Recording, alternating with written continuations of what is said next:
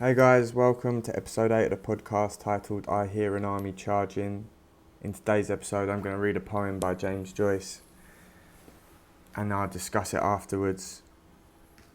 So, this is the poem. I hear an army charging upon the land and the thunder of horses plunging, foam about their knees. Arrogant in black armour, behind them stand, disdaining the reins with fluttering whips, the charioteers. They cry unto the night their battle name. I moan in sleep when I hear afar their whirling laughter. They cleave the gloom of dreams, a blinding flame, clanging upon the heart as upon an anvil. They come shaking in triumph their long green hair. They come out of the sea and run shouting by the shore. My heart, have you no wisdom thus to despair? My love, my love, my love, why have you left me alone? So that's the poem by James Joyce. The reason I didn't give it a title and I just started reading the poem is because I wasn't quite sure how best to introduce the poem. The poem's title, that is, anyway. The poem appears at the very end of James Joyce's first book of poetry called Chamber Music.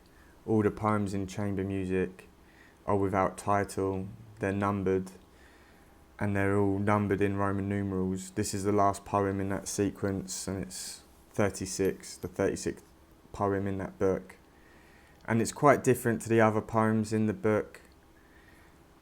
They are, for the most part, highly musical, highly lyrical.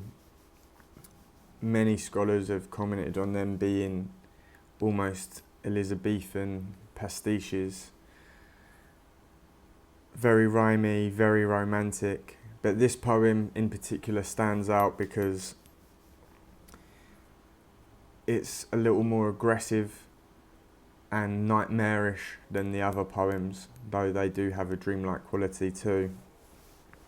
This poem, as many scholars have commented on, relies on verb in the present continuous form to create a music, and that music somehow creates a clear visual image. So verbs like plunging, fluttering, moaning, clanging, shaking, all these verbs are musical in nature, and yet they're describing something quite horrific and very physical, and they're describing an army coming from the sea, soldiers coming from the sea, riding horses, in armour, ready to battle, and the voice of the poem is alone and is hearing this, is imagining them approaching while thinking of a lost love.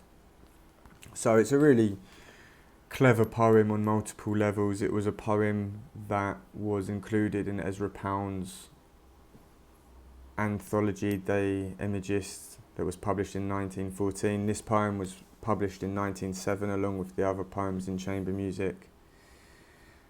It's one of James Joyce's most famous poems as a standalone poem. Of course, James Joyce is better known as being the author of Ulysses. He was an Irish writer that was in self-imposed exile for most of his life, living in Trieste, Rome for a short period, France, of course, Paris. And I think it's a great poem. I'm a huge fan of James Joyce. Anyone that's listening that knows me will already know that. I really believe that Shakespeare is the crown jewel of English literature, and all of English literature is somewhat in his shadow. But I think it's fair to say that Joyce has a similar gravitas. And though this is just one poem, as I say, he's better well known for his prose, including the short story collection Dubliners, his great semi-autobiographical novel, A Portrait of the Artist as a Young Man, and then Ulysses, and then Finnegan's Wake.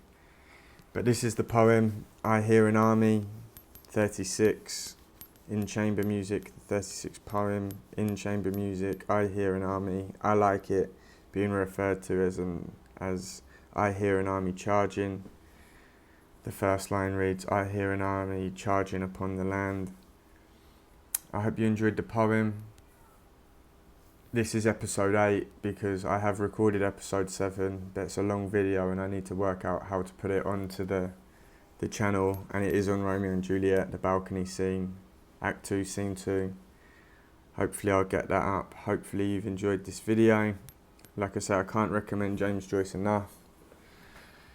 His poetry's good, Dubliners is fantastic, and my personal favourite is A Portrait of the Artist as a Young Man, but of course Ulysses, every novel after Ulysses is somewhat in its shadow, so it's a difficult text, but it's very rewarding.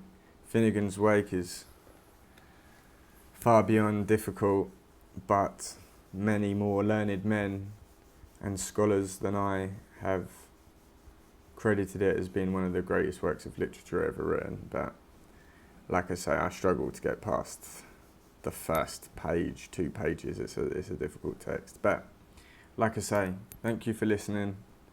Like, share, comment. All the best as always.